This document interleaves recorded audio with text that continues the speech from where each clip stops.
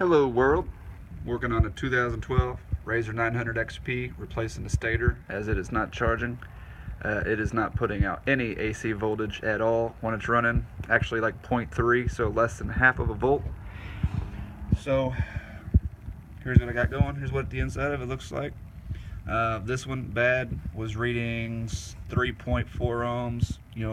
It should be relatively the same between all three. It was 3.4, 2.7, something like that. The other one, I tried it two different times. I got a 2.2 and like 1.97, but a lot of that comes down to connection on your wire leads and all that. But all three of these tested to be the same, so I'm hoping that's going to fix it.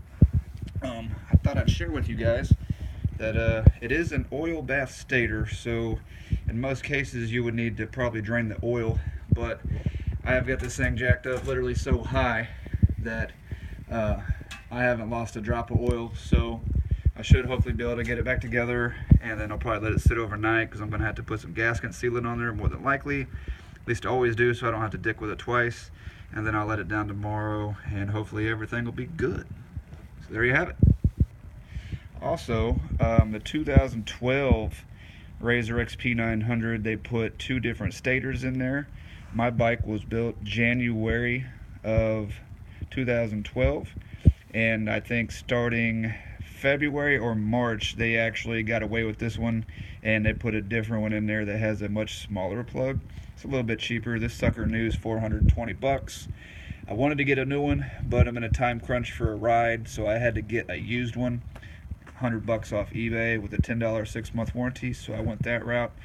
Also, I spoke with Ricky Stator, and for 150 bucks I can ship him my old one and he'll rebuild it, and then I can have it back up. So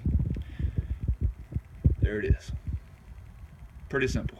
Actually, the hardest part of this whole thing was getting the upper shock bolt out. That took every bit of my strength the whole time, so I don't know what's up with that. So hopefully it goes together a little easier than it came apart.